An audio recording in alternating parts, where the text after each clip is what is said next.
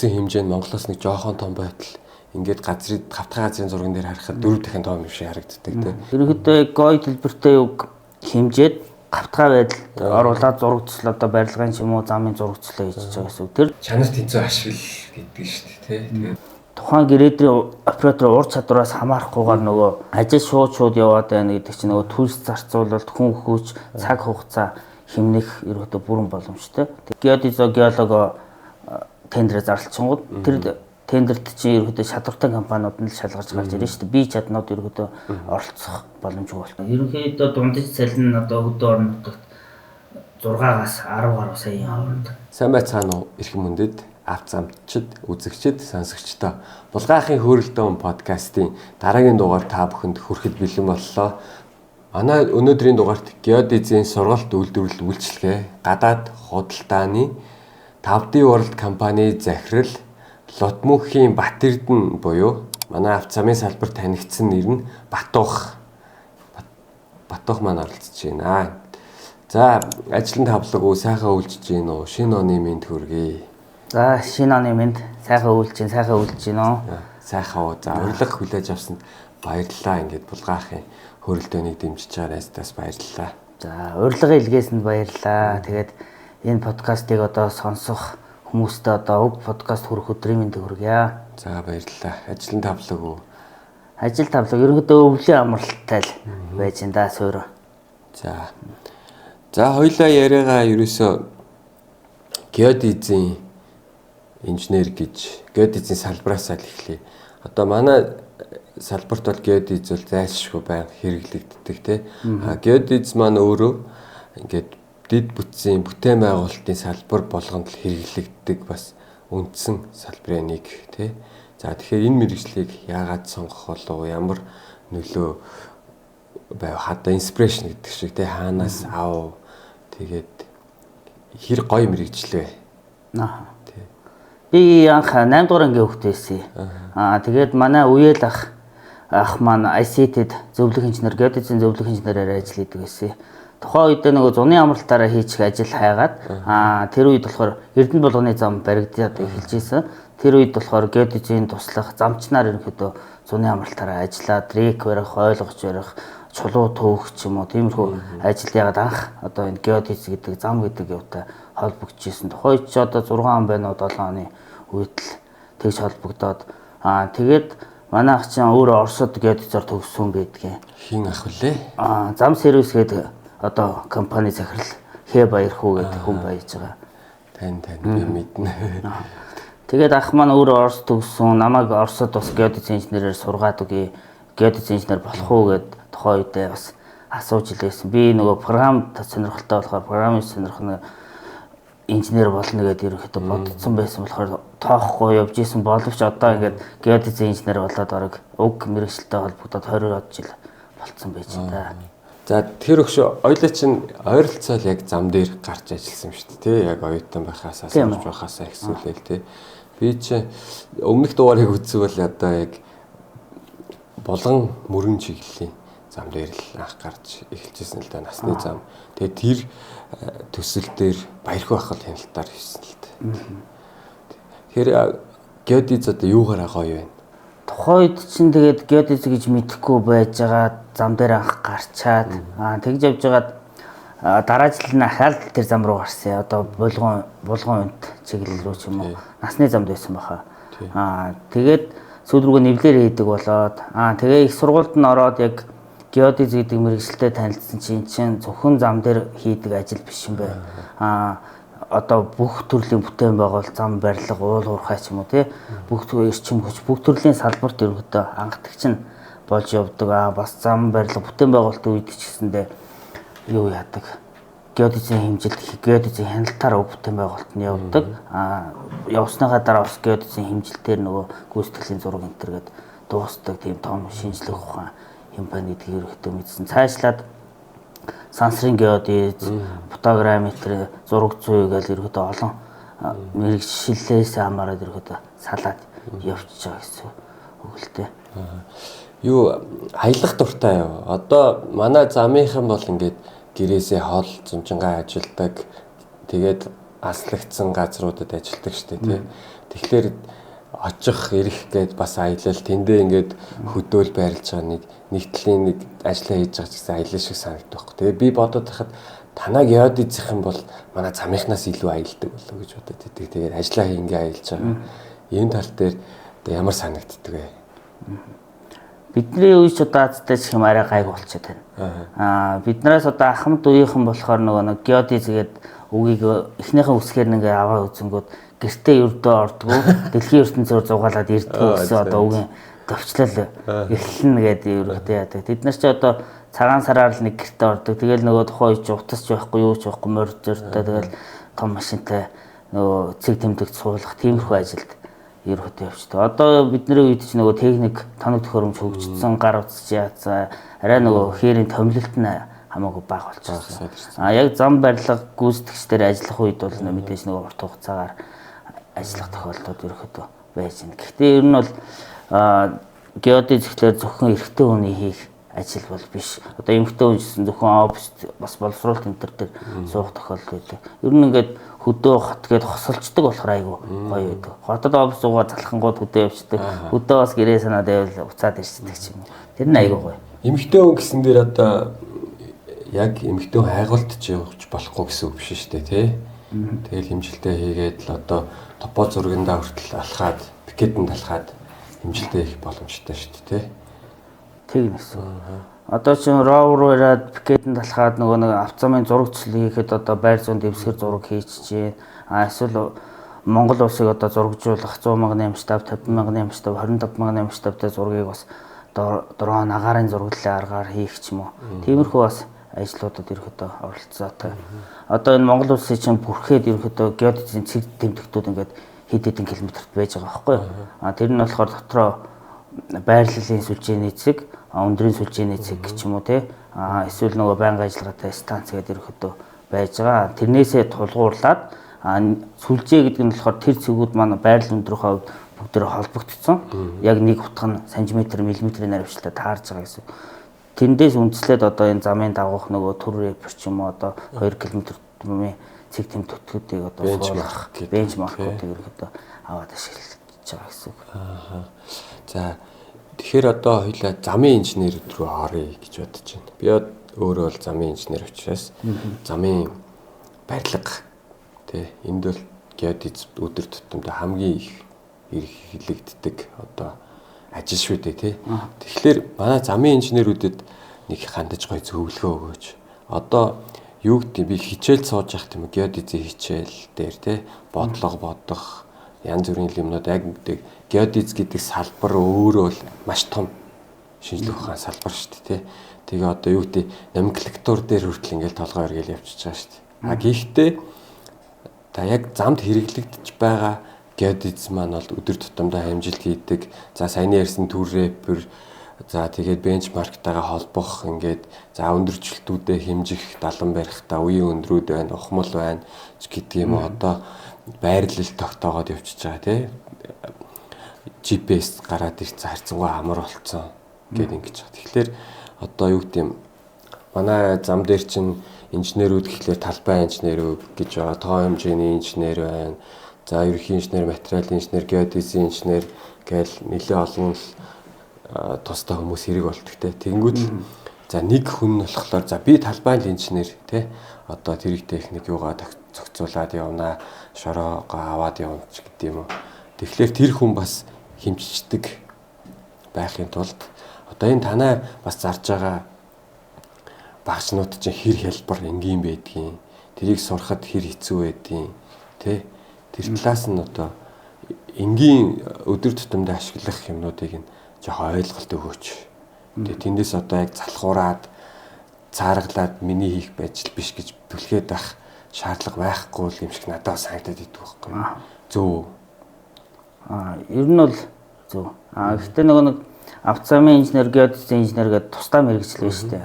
Энэ чинь тусдаа мэргэжил болохоор тусдаа өөрсдөө ажлыг хийх хэрэгтэй гэдэг явж байгаа. Гүнзгий төвшөнд. Тий. Гэсэн хэдий ч нөгөө нэг замын инженерүүд маань их сургуультай бас геодезийн хичээл үзэж байгаа шүү дээ. Тэр маань геодезийн хичээл миний ойлгож байгаагаар яг нөгөө далангаа одоо барих, нэвлэрдэх, цэг тэмдэгтээ өндөртэй болох тэр хэмжээний ерөөхдөө замын инженер ерөөхдөө геодезийн ажил хийгээд явчих болно.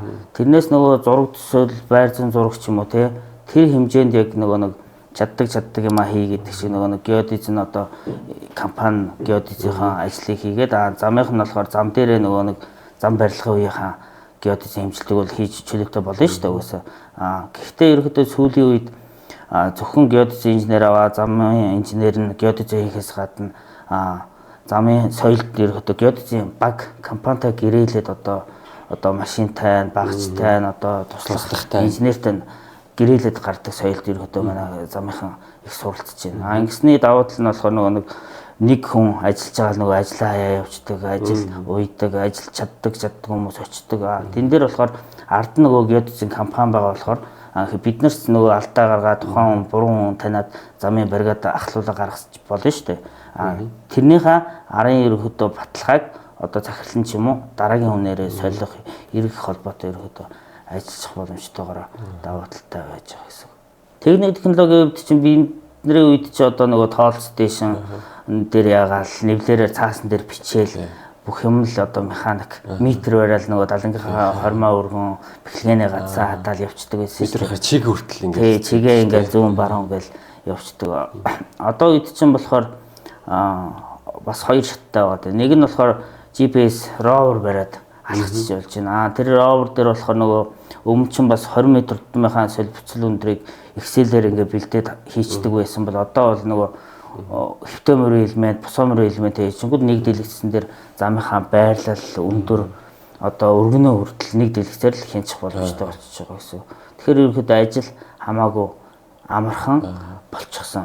Цаашлаад талбай дээр одоо өдөржингөө ажиллаад одоо гэрээ дээр урд төвшнгөө тогтоогоод ч юм уу одоо тэдэн санж доошоо дээшээ гээл одоо инженер хамгийн их урт хугацаанд л одоо нар салхинд гадаа ажилладаг инженер шиг геодезийн инженер байдаг. Тэгэл одоо орой хоолой идчихэл буцаж орж ирээд нөгөө рекустэй бэлдээ суучдаг. Тэгэл офис гэрэлтэй геодезийн инженер суучдаг байхгүй.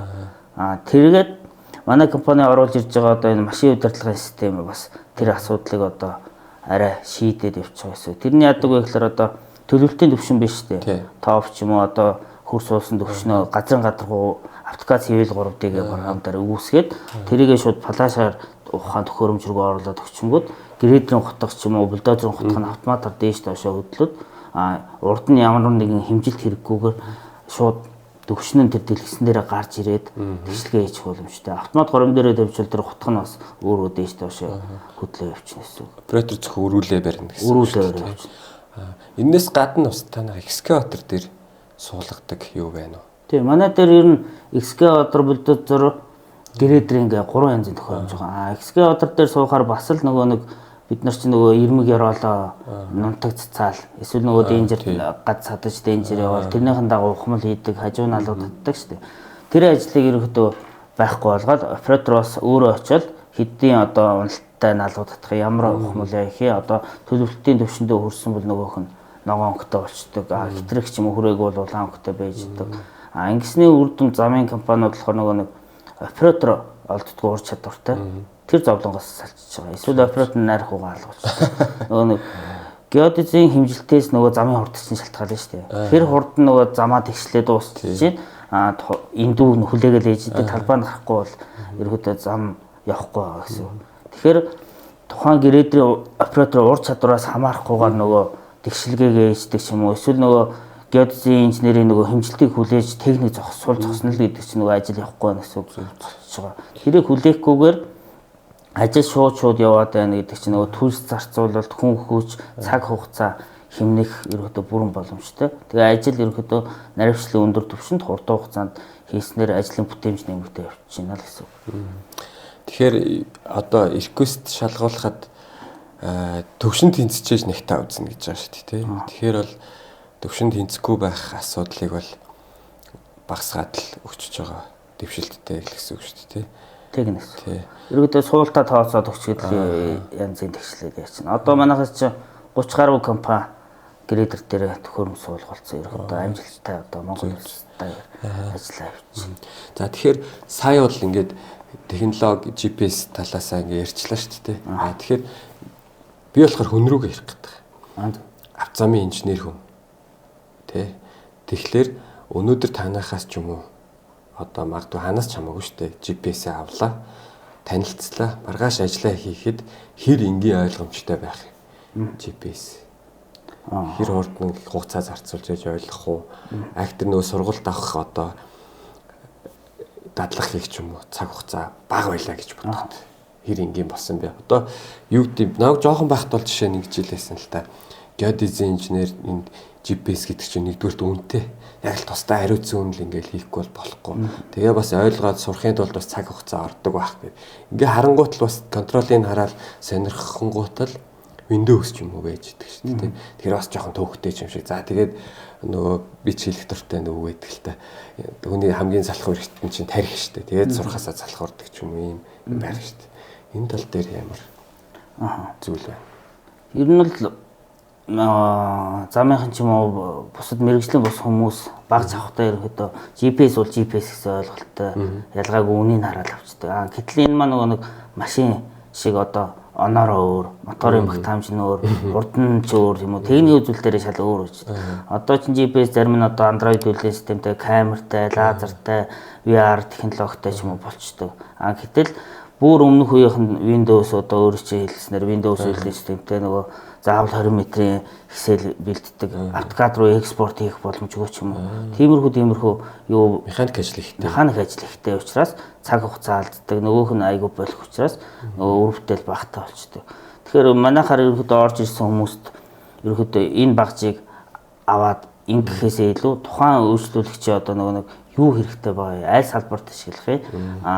Заавал нөгөө нэг энгийн хөдөө орон нутагт ажиллах газар заавал нөгөө өндөр барилгын доор ажилладаг үнэтэй GPS-ээ зарах гэж зүтгэхгүйгээр нөгөө нэг эми санч ийм авыг ингүүд шууд маягаад өчтдөг шүү дээ. Тийм биш. Эмнэлэг шиг тухайн одоо үйлчлүүлэгчийн одоо хэрэгтэй шаардлагыг онцлоод дүнсэн дээр хэрэгтэй дрон хэрэгтэй юм уу, GPS хэрэгтэй юм уу, эсвэл нэвлэр нь дижитал хэрэгтэй юм уу, энгийн хэрэгтэй юм уу гэдгийг нэрхэдөө санал болгочтой гэсэн үг.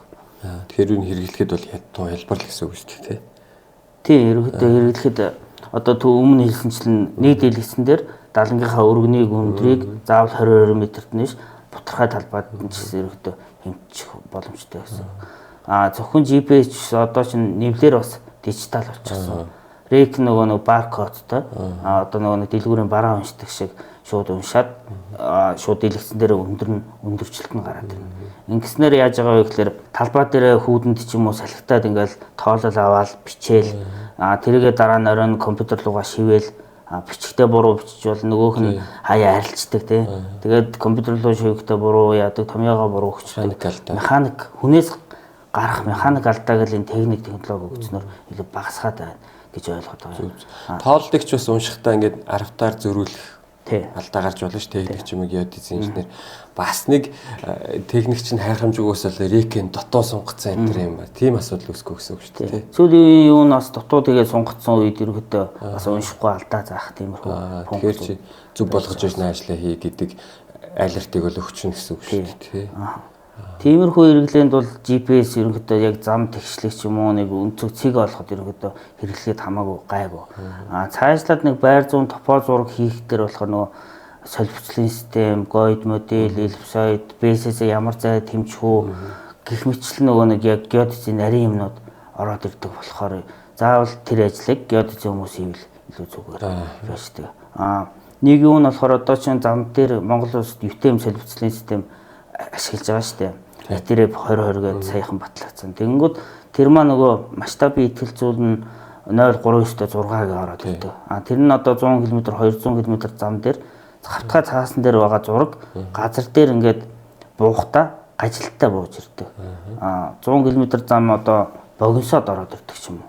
Яг нөгөө замаа барингууд урт нь богиносны дөрөвөөр гэсэн үг шүү дээ. Тэгэхээр ингээд газар орон нутгаас хамаараа тэр масштабын итгэл зүйр янз бүрийн юугаа өөр яагаад өөр системээр бас хийх тийм хуулийн төсөл манай геодезийн салбарынхан бас хийгээ явж байгаа юм лээ. Одоо итгэл зүйрэл зүг болгоно гэсэн үг. Ерөнхийдөө яг баримталж байгаа солилцлын систем одоо суур эллипсоид тэр гойд модель юугаал ерөнхийдөө одоо дэлхийг чинь бид нөгөө бөмбөрцөг гэж ярьдаг шүү дээ. Бөмбөрцөг биш яг хэлбэр нөгөө нэг гойд буюу одоо хэлбэр төрсгөө нэг сони хэлбэртэй байгаа шүү дээ.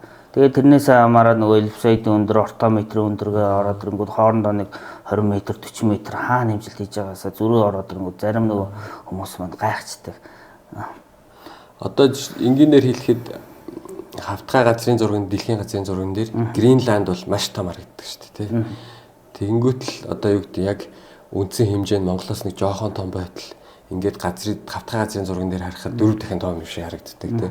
Энэ ч л одоо яг юуны зөрүүнүүд гэсэн үг шүү дээ, тий. Ерөнхийдөө гой төлбөртэй үг хэмжээд хавтгай байдалд оруулаад зурагчлал одоо барилгын ч юм уу замын зурагчлал хийж байгаа гэсэн үг. Тэр зурагчлалын дагуу геодезийн инженер маань нөгөө нэг бусад инженеруудын нүдчих болоод одоо хаана уг барилгын булан байх юм, хаана хаагур зам явах юм, тэрийг ерөөдөө газар дээр нь буцаагаад хавтгай дээр зурсан юугаа буцаагаад нөгөө нэг хэлбэрлүүгээ оруулах тэр ажилт юуг ерөөдөө яг мэрэгжлийн зөвлөх мэрэгсэн хүмүүс ерөөдөө хийвэл зүгээр гэсэн. За тэгэхээр одоо геодез ингээд салбар болгонд хэрэглэгдэж байна. Танах бол жишээ нь замтай л голчилж хамтарч ажиллаж байгаа гэж ойлгож болох уу? Үгүй ээ. Анх чинь зам барилга, уул уурхай, эрчим хүч одоо бүхэл одоо бүтээн байгуулалт бүхэн одоо геодезоор эхэлж ийн гэж ярьж штэ. Дөнгөд одоо геолог хайгуул хийсэн геодезийн нөгөө байр зам суур зураг хэрэгтэй болчдөг. Одоо зам зураг зурхад дэвсгэр зураг хэрэгтэй байдаг шиг бүхэл төрлийн одоо эрчим хүчний зураг, барилгын зураг, одоо геологийн зурагт суур нь геодезийн байр зам зураг болчдөг гэсэн. Гэхдээ яг танайг гол үйл ажиллагааны их масын замынхаа эзэлж гин үү? Захиалгыг бусад салбартаа энэ тэнцүү байна уу? Төхөөрөмжөөс хамаарат янз бүр. GPS нэвлэрийн хувьд болохоор их тохиолдолд одоо замын салбарынхан ороод ирдэг бол замын салбарынхаа одоо GPS нэвлэр аваад дрон авах компани руу арай бага штэ. Тэнгүүд нөгөө уул уурхай руу ороод ирэнгүүт нөгөө дрон авдаг, лидар авдаг, сканер авдаг. Тиймэрхүү ерөөдөө хэрэглэгчний илүүдлэхүү болчихно. Зам дотроо бас нөгөө нэг гүйцэтгэгчийн компани байж гэн эсвэл нөгөө нэг зурагчлалын компаниуд бас өөрсдөө хаяа нэг бас хэмжилттэй байдаг инженертэй болцсон тиймэрхүү тохиолдлууд байгаад байгаа гэсэн. Одоо манай захиалагч нар байгаа штэ тий. Зам хийлгэж байгаа, зургаасаа ихэл захиалж байгаа. Тэнгүүл зураг захиалангууд хамгийн ихний ажил мэдээж геодез байгаа штэ тий. Тэгэхээр манай захиалагч нар янз бүрийн төвшөндөө байгаа. Одоо яам захиална, одоо нийслэл, за дүүрэх захиалж байгаа, аймагуд захиалж байгаа гэдэг ч юм уу тий. Тэгэхээр ажлын даалгавруудыг магадгүй тус бүртэл захиалж байгаа юм чинь энэ дээр нөгөө хэмжилт хийхэд ажлын даалгавар дээр тийм зөрүүтэй юм даалгаврууд өгөгддөг үү? Одоо юу гэдэг тэн дээр одоо ойлголт төвшөндөл бас өөр байгаа шүү дээ тий. Тэгэхээр энэ дээр нэг тийм зөрүүтэй юм байвал ингэвэл зүгээр гэдэг ч юм уу. Зураг яг алдаагүй хэмжилт хийхэд ч бас амарч гэдэг юм уу тий. Энэ дээр би ингэж бодоод юм аа. Зурагчлалын геодез гэхээр хамгийн эхлээд тендерээс эхлээд ерөөдөө ярил зүгээр гэж би бодоод байна. Яагаад вэ гэхээр бид нар ч одоо газар зохион байгуулалт геодез зураг зүйн ерөнхий газраас энэ геодезийн үйлдвэрлэлээр эрхлэх тусгай зөвшөөрөл авчиж байгаа. Тэднийх дээр одоо манай салбарт одоо байр зам зураг зэг дэндүү цуулах бүх норм дүрм стандартууд ерөөдөө батлагтай гарцсан байж байгаа гэсэн.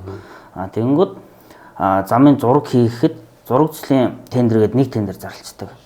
Зурагчлалын тендер шалгарсан компани нь геодезийн компани, геологийн компани сонгодог тийм үү? Туслангаар авдаг. Тэгэнгүүт тухайн зурагчлалын тендерт нөгөө геодезийн үн, геологийн үнэ яаж баримталж ямар жишгээр оруулсан юм. Тэр нь бас тодорхойгүй байгаа. Уг нь манай геодезийн салбарт ашигладаг жишг үн гэдэг байж байгаа. Тэр ерөөхдөө тендерт үн ерөөхдөө геодезийн үн өгөхдөө жишг үнээр оруулчих зүгээр. За тэгэхээр өөр ямар асуудал гардаг вэ гэхээр жишг үнээр нөгөө тендертээ оруулчлаа штэ. Тэнгүүд нөгөө шалгарсан зурагчлалын компани нь геодезийн компаниас сонгож гэрээ ихтэй хооронд нь бид нэр өрсөлдүүлнэ тийм үү. Тэгээд аль бага үн өгсөн ч юм уу. Нөгөө мөнгө чухал. Гэтэл нөгөө нэг цаана нөгөө нэг хар өндөр зүрдэг, хар өндөр зүрснээс болоод нөгөө нэг гүүр хоолой байрлал буруу газар дээр төлөвлөгддөг. Тэгснэр нөгөө гүйцэтгэгч нөгөө нэг цаг хугацаа, хөрөнгө мөнгө, тоо хэмжээ, геодезиас мөнгө, материалаас чанар гэж ерөөдөө бас ярьдаг шүү дээ. Тийм болохоор миний зүгээс ерөөдөө хэрвээ тийм тендер яах ч бол нөгөө ажлын даалгаврын маа одоо энэ газар зохион байгуулалт геодез зураг 100 газраас ч юм уу хамтарч ажиллаад энэ салбар хоорондоо уялдаа холбоо илүү сайн байвал ерөнхийдөө бас зүгээр юм болов. За. Тэгээд тендер зарлахдаа тусдан зарлчих бас яага болтгүй. Зурга эхлээд геолого тендер зарлчихгод тэр тендерт чи ерөөдөө шалгалтын компаниуд нь л шалгарч гарч ирнэ шүү дээ. Бие чаднууд ерөөдөө оролцох боломжгүй болчихоо гэсэн. Тэгэнгүүт тухайн зургийнхаа тендер нь зөвхөн одоо шалгарсан компани, зургийн зөвлөх компани нь тэр геодезиологоос материал аваад төлөвлөлтөө газар дээр очиод хийчдэг. Тендерт орохдоо тэр өгөгдөл дээр үндэслээд бас ороод давуу тал биш үү тий. Өмнө одоо топо зураг нь яаж хийгдсэн юм байна, яасан байна гэд 3 тендерийг л нэг тендер болгоод зарлаад байгааг л ерөөдөө салгаад зарлчил одоо тэр ажлын даалгавар нь илүү ойлгомжтой болчихно. Тэгээд замын зураг нь ерөөдөө илүү нөгөө бие чаднууд орж ирэхгүй. Энэ дээр зураг төсөлтэй холбоотой нийлээ олон ярих юм байна. Цаашлаад за дүүрч одоо тендер нэг зарлаад зөвлөх компани одоо ажиллаа авчдаг юм байж. Тэгээд өнцгөөөрөө сонгоод ерөнхийдөө геодезийн инженертэйгээ хамт яваад өнцгөөөрөө энд тэгээд радиусаа өгөө тэрнийхэн дагуу одоо коридороор хэмжил хийж байгаа шүү дээ. Тэр хэмжилтээ ерөнхийдөө яах та масштаб 1000-ны масштаб тийм үү 500-ны масштаб тийм үү. Тэгээ өндрийн наривчлал нь бас ямар байх юм. Тэрийг бас наривчлал зааж өгвөл зүгээр. Одоо жишээлбэл 0.5 м үеийн өндөртөө байр зам зураг дээр өндрийн зөвшөөрөгдөх одоо алдах боломж нь нэг үеийн өндрийн 3.1 буюу 16 см байгаа байхгүй юу?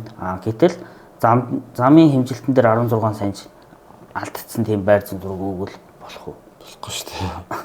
Тэгэл ороод ирэнгүүт зөв юм хийсэн үү зөв юм хийсэн. Тэгэнгүүтээ нөгөө нэг ажлын даалгавар дээр тэрийг арай багасгаад ийм үеийн өндрийн эсвэл 0.25 болгодог юм уу эсвэл наривчлаа 10 см болгодог ч юм уу. Гэхдээ нөгөө яалтч нөгөө GPS таяг барайл явахаар нөгөө чулууны дээр доор хэмжигдэн нөгөө зүр нь шигдчихсэн ч юм уу. Тиймэрхүү тохиолдол нэг хэдэн санжийн бол юу зөрүү бол уусаа гарна. Уусаа тэр нь байх хэрэгтэй гэдгийг л заах юм шиг тий. Тэр нь яг манай норм дүрм стандартаар бол 10 хэдэн см алдаж болох гэдэг. Замынхан болохоор бид нараас 4-5 см ч юм уу 2 см хүсээд байдаг. Тэгэхээр тэрийгээ бас наривчл зааж өгөөд оруулчвал бас зүгээр. Цаашлаад хаана заах гэж байна? Юун дээр үү? Ажлын даалгавар дээр үү? Тэгээ одоо нөгөө зургийн компани геодезийн компани чи гэрээ хийж байгаа шүү дээ. Гэрээ хийхдээ нөгөө нэг технологийн солилцоолыг өгчдөг. Энэ дээр байр зам зураг хийлгэнэгээ өгчдөг. Тэгэнгүүт нөгөө нэг зургийг чинь одоо агаарын зураглалын аргаар хийх юм уу, GPS-аар алхаж хийх юм уу, тэрийг хүртэл заагаад өгчвөл бараг зүгээр болчихсон гэсэн. Агаарын зураглалын аргаар хийсэн, GPS-ээр хийсэн үр дүн ялгаагүй л байр зам зураг гарах хэрэгтэй. Гэхдээ агаарын зураглал уууд одоо дрон ашиглаад байна л да. Дроноор хийсэн нь болохоор илүү юм нь болохоор нөгөө орто бото зураг гарчдаг, өндрийн тоон зоогоор цэгүү үйл гарчдаг болчиход байгаа байхгүй юу? Орто фотогоос ч орон зай бусад юмнуудын баримжуулах айгүй боломжтой даваа талтай бах тий зурхад. Тий ерөнхийдөө одоо бүхэл юуны бодит юмнууд нь харагдаад байна. Бодит юм GPG зураг авсан юм шиг ямар ч гажилтгүй ихс дээрээс харсан байрлал өндөр нь байрлал тодорхой тийм зураг гараад ирж байгаа гэсэн. Хаяа нөгөө орто бото зураг бас авъя гэхлээр нөгөө ямар наривчлалтай зураг авахаа бас хэлтгүй ажлын даалгавар дээр. Тэнгүүд нөгөө 100 м өндрөөс нислэг хийгээд хэмжилт хийх нэг өөр 300 м-ээс хэмжилт хийх нөгөө орто ботрогийн чинь татаа тарангууд нэгтэршил нь одоо газар дээр 1 пикселд хэдэн сантиметр байх GST гэж ярьдаг. Тэр нь ерөөдөө эд байх энэ төр ойлголт байхгүйгаас ерөөдөө орто ботол гэдэг. Тэнгүүд би нэг орто бото үүсгээд өгөхөөр цаана нэг бота нэг өөр орто бото үүсгээд өгөх. Наривчлал нь өөр байдаг. Хоёулаа л орто бото болчдөг. Тэгэхээр тэр камер болон дроноос хамаарат нислэгийн өндөр өөр болдог ч гэсэн тэр GST гэсэн утгыг за 2 см ч юм уу 3 см гээд заагаад өгчлөөр илүү ойлгомжтой болчихсон гэсэн. Миний нэг боддог юутай бас таарч байна л да. Орто фото гэдэг маань жижигрээ болж таарлаа. Тэ. Яг тэгвэл шалгадаг талын хүмүүсүүд жижигрээ үг хэрэгэлдэг буюу стандарт гэдэг үг хэрэгэлдэг. Техникийн шаардлага ч юм уу. Тэгтэл тэр чи стандарт чи өөр нэртэй, дугаартай, онтой. Тэнгүүтлээ одоо энэ нэг аяг гэхэд ийм өндөртэй, өргөнтэй энэ стандартад заасны дагуу ингэж хийхгүй бол наадах чинь буруу гэж шаардлага тавих хэрэгтэй гэж боддог байхгүй. Тэгвэл яг ямар хэмжээсэн зөрчөөд байгааг нь мэддэхгүй наадах чинь стандарт биш байна гэд. Одоо нэг цагдаа ирээд ч магадгүй нэг тэмдэг зоож даа чи стандарт биш байна гэд нэг тийм муухагаар хэлэхээр ялтандаа харьцаж байгаа юм шиг бид нар лүү дайрдаг тохиолдол байдаг. Тэгтэл тэр чинь нэг ийм өндөртэй ах хэвээр тийм гэх юм бол бас те цуг метрээ 50 гутлаа. За би эний буруу юм байна. Чиний зөв юм байна ч гэдэг юм уу. Шийдэл гарчих боломжтой л гэж бас бодоод идэх хэрэг. Хаана тийм юу таарлддаг л да. Манаас бусад замынхан ч бас тэгдэг байлгүй. Нэг талтаа хитрхи боломж олгоцсон юм шиг санагдаад идэх юу гэхэлэр одоо дүрм журам гэдэг ч юм стандарт гэдэг юмнууд. Тэгэхээр шаардлага тавьдаг хүмүүс маань бас тэ хэмжээд амжаатай хэлж байгаарай л гэсэн санаа хэлэх гээд байгаа юм л да. Би бас нэг юу бодоод идэх нь одоо зам баригдахад зөвлөх хяналтын инженер гэдэг гардаг штэ. Зөв баригдаж ийн үгүй юу шалгадаг. Тэгэнгүүт нөгөө тухайн зураг төсөл хийж яхад байр зүйн зураг хийж яхад геологи хийж яхад тэрийг бас нөгөө одоо захиалагч хяналт одоо чинь 6% энтер гэл тавьж байгаа штэ. Тиймэрхүү юугаар бас хяналт бас зураг төсөлт ч юм уу бидний хийсэн байр зүйн зурагт орж ивэл зүгээр. Экспертээс өмнө. Тэр чин одоо бид нар хэмжээд яадаг талбай дээр бас өөр нэг биднээс чадвартай компани ч юм уу зөвлөх инженер очиод өндрийн шалгачдаг байрлал шалгачих юм бол цаашлаа нөгөө гүйцэтгэгч ажиллаа нөгөө хар өндөр зүрдгүү ажлын сааддгүү зураг өөрчлөгддгүү тиймэрхүү асуудал гарахгүй юм болов гэж бодоод тийм. Зураг төсөл дээр одоо зургийн зөвлөх компани ч юм уу дотоод хяналт бидний хийсэн ажлыг шалгадаг ч юм уу эсвэл нөгөө нэг хитрхи хямд үнэтэй компани сонгочтой нөгөө хэд нөгөө одоо шинэ технологи хөгжсөн болохоор кинотараа болчихноос ойлголттой байдаг. Дроноор нисэнгүүдээ ямар ч тийм холбоотой зэг тавихгүйгээр шууд боловсруулаад өгчөнгөө нөгөөх нь харангуй зөв юм шиг харагддаг. Газар дээр хэрвээ шалгаад 2-3 зэг дээр шалгах юм бол өндөр нь зөрүүтэй байждаг ч юм уу. Тэгээд энэ дрон ярьсны бас нөгөө дрон агарын зурагчлчин камер байна уу, лидар байна уу гэдээ бас хоёр янз байж байгаа. Камераар өв сургамалтай ой модтой газар хэмжилт хийвэл өвснөөхөө дээгүүр хэмжилт хийж чинь. Лидараар хэмжилт хийвэл тэр ой модоо доогуур нь газрын гадаргуугаа цэвэр гаргах чинь ч юм уу. Тиймэрхүү бас нөгөө холболт олон шалгалтын цэгүүдээ хэрэг зэрэг зайтай ямар өндрөөс нисэхэд ямар наривчлалтаа гаргахыг гэдгээ мэдчихэж ерөнхийдөө тухайн ажлыг хийхгүй бол дрон тоног төхөөрөмж техник хөгжсөн одоо энэ 5D уралдаас багж аваад одоо өөрсдөө ажиллаа чинь асуудалгүй гэсэн бас ойлголт бол буруу. Ягаад гэвэл цаана солилцлын тогтолцоо байдаг энэ газрын тектоник хөдөлгөөн байдаг. Одоо Монгол улс чинь жилд ойролцоогоор одоо 2-4 см ч юм уу 100 урагшаа ингээд газар нь шилжээд нүүж идэг. Тэнгүүд нөгөө зураг нь 5 жилийн өмнө 10 жилийн өмнө хийгдсэн байхад тухайн зургийг ашиглаад байрлал өндрийн хувьд угаасаа зөрөөд ороод байна шүү дээ. Тэгээд 4-5 сантаа яг замын барилгын ажлын үед зөвшөөрөхгүй алдаа болчиход ирнэ. Тэгэл хэдэн жил болсноос хамаарал тэр 4-5 чинь 40 сантч болчих магадлалтай байхгүй. Тэгээд шинэ барилга өргөд чинь янз бүрийн зам ам нэмэгдэх гарчна. Тэгэхээр хэлэх гээд байгаа санаа нь ерөөхдөө хямд битгий сонгооч. Болж игэл тэр тендер салгаад одоо геодезийн тендер геолог зураг гэж салгаад зарлжвал бас чадвартай компаниуд нь ороод ирнэ. Зөв хоёлоо буцаад нөгөө тендер лүгээ буцъя. 3 тендер ярьсан шүү дээ. Тэгэхээр нэг юм зөрчилдөх гээд байна л да. Одоохондоо бол яг гурвангийн нэгийг зарлаад замын зургийн компани шалгараад хийж байгаа шүү дээ. Тэгэхээр геодезийн эхлээд зарлчигээд тэгэхээр замын зургийн компани эхлээд өнцгөө өрөөгөө зоох хэрэгтэй шүү дээ. Энэнийг нь яаж тэрийг би яг буруу андуураад юу гэж нэрлэлсэн. Эхлээд зургийн компани шалгарч болно. Тэгээд тараасаа сонгочоод дараа нь нөгөө геодезид өгчих болно шүү дээ. Тэр бол дөнгөдөс дараалал. Тийм ээ. За ярианы алдаа. Тэгэхгүй болохоорсон. Тэгчингүүт нь одоо өөрөөр хэлбэл геодезийн компани өнцгөө өрөөгөө зоох гэдэг шүү дээ. Тэгж болохгүй гэдэг санаагаа зүг болгоод явахгүй л. Гол асуудал нь ерөнхийдөө зам геодез хоёрын уялдаа холбоог сайжруулад гүйцэтгэгчдэр нөгөө хар өндөр байрлал өндөр зүрдгүү тэрнээсээ тоон хэмжээ мөнгө төгрөгийн асуудал яригддаггүй болох талаар л яагаад байна. Өөрөөр хэлбэл хүлцэх алдаанд замын барилгын одоо үед хэрэглэгдэх хүлцэх алдаанд дотрол зураглалаа хийгээч л гэсэн санаа шүү дээ. Бас ерөнхийдөө хар өндөр зөрөөд байгаа бас нэг шалтгаан байна. Одоо бид нар чинь хэмжилт хийгээл за GPS-ээр ингээд пикет аваад хэмжилт хийсэн гэж бодъё. Тэгвэл зарим нэг 10 метрийн зайтай хэмжилт хийнгүүд дунд нэг овоолгох мөл жижигхэн юм объект хаягдчихдаг. Тэнгүүдээ нэг 70 гэрмэг ороод гээд кодлоод хэмждэг байхгүй. Дараа нөгөө автокад civil 3D ч юм хэлбэр зурдаг програм руу оруулаад газрын гадаргуугаа гурвалжин модельо засварладаг. Тэгжиж нөгөө зөв газрын гадаргуу үүсэж байгаа гэсэн. Тэр засварлах ажил хамгийн чухал айгүй олон хоног болдгоо. Тэгээд зургийнхаа нөгөө захиалагч компанид зураг автокадаар ингээ хүлээлгээд өгчингүүд тухайн компани маань тухайн байр зүйн зургаас цэгүүдээ аваад нөгөө Endorcad ч юм уу civil руу оруулаад ахаа хэлбэр үүсгэждэг. Газрын гадаргуу. Ахаа буруу газрын гадаргуу үүсгэж байгаа гэсэн байхгүй. Тэгээд тэрийгэ засварлахгүйгээр ажиллаа хийгээ явчихдаг. Тэнгүүд тэн дээрээс чи нөгөө хар өндөр зүрх дагуугаа татчих юм шүү дээ. Хар өндөр зүрх үндэс шалтгаан болчихоо гэсэн. Хэлэх гээд байгаа шийдэл нь юу вэ гэхээр одоо ч нөгөө биднээс ч юм уу тийм засварлсан газрын гадаргуу гурвалжин модель ч юм уу тэрийг аваад гурвалжин модельоор нь импортлоод тэр Endorcad юм уу civil руу оруулах юм бол бидний нөгөө цаг хугацаагаа зарцуулсан зөв газрын гадаргуу чинь шууд тэр програм дээр ороод ирнэ. Тэрэн дээрээ шууд дагуугаа татах гэсэн юм шүү дээ. Тэгнэс. Цаашлаа дроноор ч хийсэн тохиолдолд нөгөө орто бодгоо зураг өндрийн тоон загвар гээд файлууд гараад ирнэ. Тухайн файлууд маань бас энэ Endorcad ч юм уу civil-үүд дээр ихэд бас дэмжиж ороод ирдэг функц зүйдөө гараад ирсэн байна.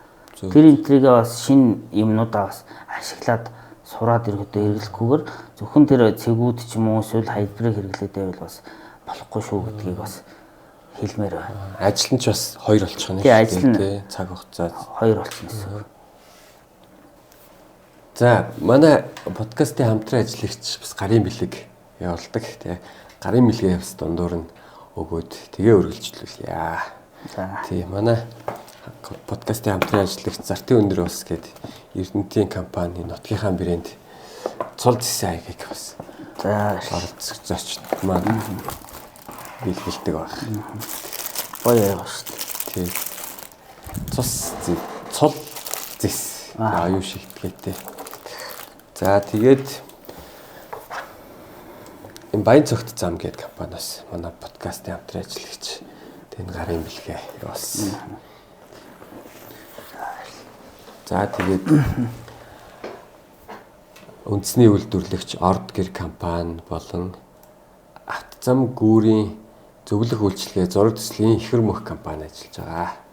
Тэгээ манайхыг дэмжиж ажилладаг хамтран ажилладаг байгууллага хамт олондоо баярлалаа. Ажилд нь өндөр амжилт хүсье.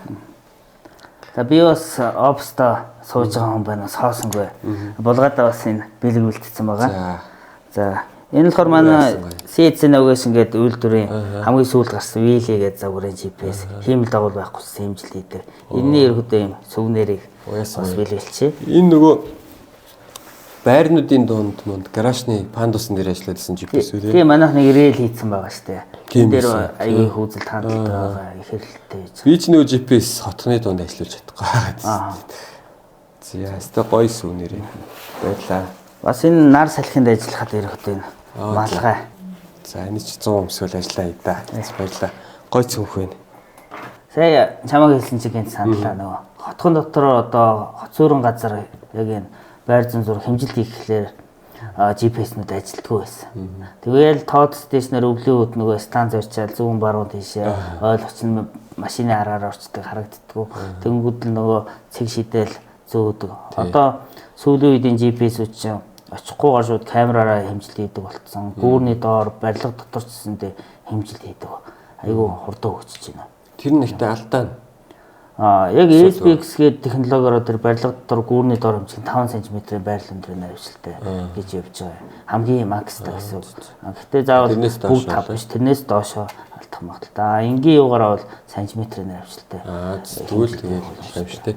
Одоо түрүү яг цэг шидэхэд хүртэл тэгээд бас жоохон алдаа хоригдлогчиж байгаа гэсэн үг шүү дээ. Тэн дээрээсээ дахиад хэмжинэ. Тэгээ яг нэг түр цэгэл нэг яаж байгаа юм л да. Яг цэг суулгаад яах юм бол нөгөө статик хэмжилт одоо зураглалынхаа одоо зэрэгээс хамаараад 30 минут хийх үү, 2 цаг хийх үү, 24 цаг хийх үү гэдэг статик хэмжилтээр тэр зүгээр баталгаатай болчихно. Найдлагатай одоо тэр 2 км тутмын цэгүүдийг гаргаад ирж байгаа гэсэн. Нөгөө дамжуулан нэвлэлт гэдэг шиг төр цэг гяс авал яхаар чинь мэдээж тийм талдаа гарч л таар тий баг зэрэг алдаа. Тэгээ тэн дээрээсээ цэгээ аваад дахиад хэмжихлээр алдаа хөрөмтлөх магадлалтай л гэсэн үг. Тэрийг одоо байхгүй болгож багасгаж байгаа л гэсэн үг шүү дээ. Сая бас нэвлэр GPS наривчлал алдаагаа ярьсан чинь нөгөө замын гүйцэтгэгчдэр дээр ажиллана. Тэнгүүд нөгөө нэг зөвлөхийн нөгөө хяналтын инженерүүд нь хаяа нөгөө юм идэхгүй хүмүүс ороод ирнэ. Зарим нэг юм иддэг ч байсан зүгээр нөгөө ажлын даалгавар дээр ч юм уу GPS зөвөгчөө нөгөө далангийн үе ч юм уу далангийн баг дээд үеийнхаа өндрийн наривчлалыг ханхаар болцсон шүү дээ. Гэтэл заавал тухайн юг нэвлэрээр яв гэсэн шаардлага тавиад байдаг. Энийг ерөөхдөө нэвлэр GPS хоёрыг харьцууллаа тиймэрхүү хэмжилт бид нэр хийж үзсэн, талбай дээр нь үзсэн, хяналтын инженертэйгээ хамт хийж үзэхэд ерөөхдөө 4.5 мм ч юм уу гарч яхад тэр далангийн доод үе ч юм уу тэр дээр заавал нэвлэр яв гэж бас гүйцэтгэж байгаа геодезийг битгий заваагаа чи. Зөв тийш. Тэгж бас хэлмээр. Тэр зүгээр ажлын хурдтай бүр шууд хамаараад явчихж байгаа шүү дээ. Одоо зөвлөгчийн ерөөхдөө ажлыг зөв явуулах, хурдтай явуулах одоо зөвлөж туслах хүн болохоос нөгөө нэг ажлыг саадуулах, зогсоох ч юм уу тиймэрхүү компани биш гэж ойлгоод идэгэн. Зөв. Яг л уул нөгөө зөвлөх гэдэг л утгаар. Баахан одоо нөгөө зөвлөх зургийн компани муулаад ингэдэг ярьчлаа одоо. Зүгээр. Компани реклам явах гэсэн чинь нөгөө эдийг муулаад. Бас нэг юу нь болох нөгөө би чинь гүйцэтгэгч дээр айгүй олон жил ажилласан болохоор зовлон нь мэдээд байгаа. Нөгөө зураг төсөл хийж байгаа шүү дээ замаа. Тэр зураг төсөл чинь тухайн замыг л баригдахад зориулсан тэр одоо зураг шүү дээ. Тэнгүүд тэр зураг харамлаад зүгээр нэг хэвлэмлэр нэг ингээд А3-аар ч А4-аар хэвлэмлэр өгчөөд гүйцэтгэгч компани одоо файлаараа автокадаар ч юм уу PDF-ээр файлаар нь авч болно шүү дээ. Яг тэгэхээр тэр чинь замыг барихад л зориулж хийж байгаа юм чинь тэрийг өгчих болно. Тэнгүүд яадаг вэ гэхээр зарим нь яг хөвтөмөр элемент, босоомөр элемент өгсөн эндээсээ өөрсдөө гаргаад ав залхуу байна маа тэгээд яриа байх шиг байгаа. Гэхдээ залхуурсандаа биш. Индор кад дээр юм уу civil дээр нэг давч дараал тухайн хормоо өргөн өндөр бүх юмыг одоо ингээд экспортыг гаргаад авчих боломж байхад тухайн одоо тэр зам дээр ажиллаж байгаа инженер шивээ цуугаад байх, хүнтэй хөтлөөс түүгээд байх. Ямар ч нэг ажлыг хоёрыг ямар шаардлага. Механик ажлыг багасгамаар байна тийм. Механик ажил. Тэгэнгүүт нөгөөдгийг чинь шивж жагаад ч юм уу сканер одоо нөгөө PDF-ийг нөгөө текст болгодог шүү дээ. Тэгж жагаад бас нөгөө 7-гийн тог 1-ийн тог дураад ястдаг юм. Тэрнээс чинь бол механик алдаа гарчихсан. Тэгээд зөрүү гараад ажил хийхэд газар шуурны ажлын зөрүү гараад. Зөрүү гарсан. Эргээд тэр хаана алдчих гэдгийг хайж болоход маш хэцүү шүү дээ тий. Тэр олон хуудас юмнууд байгаа. Тэгээд тэр болгоныг яг энэ 7-гийн тог 1 болгоцсон байна гэх санаа орж ирнэ гэдэг чинь бас л уутай шүү дээ. Энэ бол дуршлагтай инженер бол яг олж болно.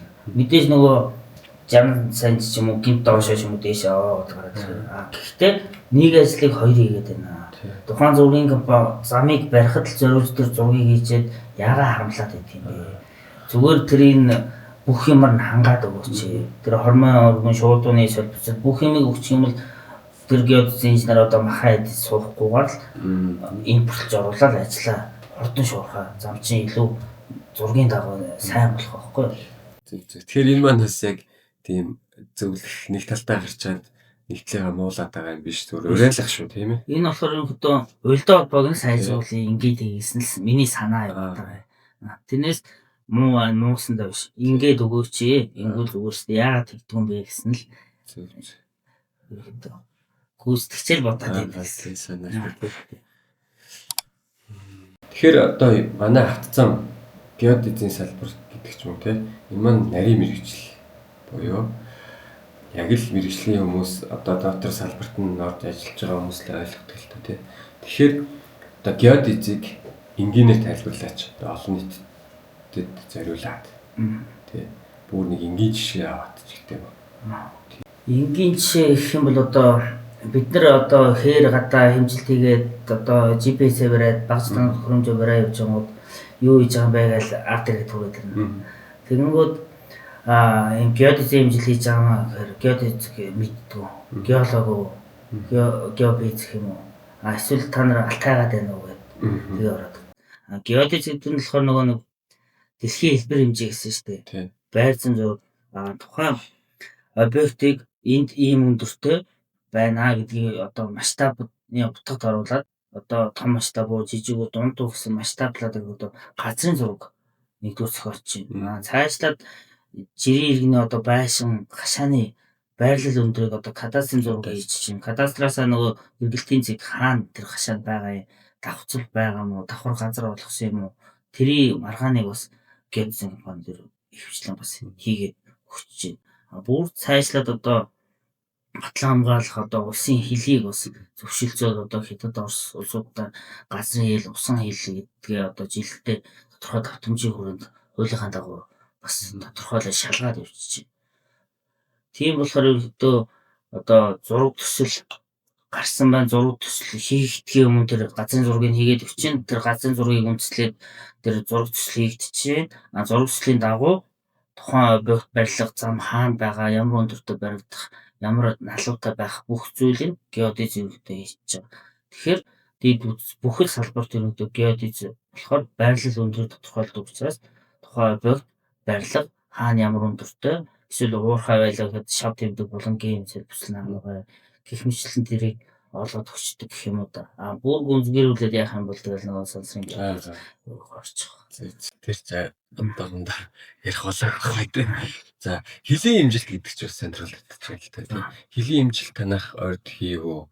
Яа тэгээд одоо яг улсын нууц юу ч гэдэг тийм биш л байх л та. Тэгэхээр юу гэдэг хойдлаас Оросууд маань хийлмэл хилийн шугам бодлуулж гин уртлаас бодлуулж гин. Яг тийм хэр баталгаатай одоо хилийн шугам найдвартай сая 564 мянган км маань баталгаатай байна гэдэг дээр одоо хүмүүс итгэлтэй байж байна. Дээр цам хэдэн жилийн өмнө л нэг хэсэг одоо хилийн баган зөөлөө хил наашаа татлаа ийм газар зарчлаа гэл баахан фэйсбүүкээр хил ам шууган болов. Тэгэх хэрэгтэй ямарч боломжгүй.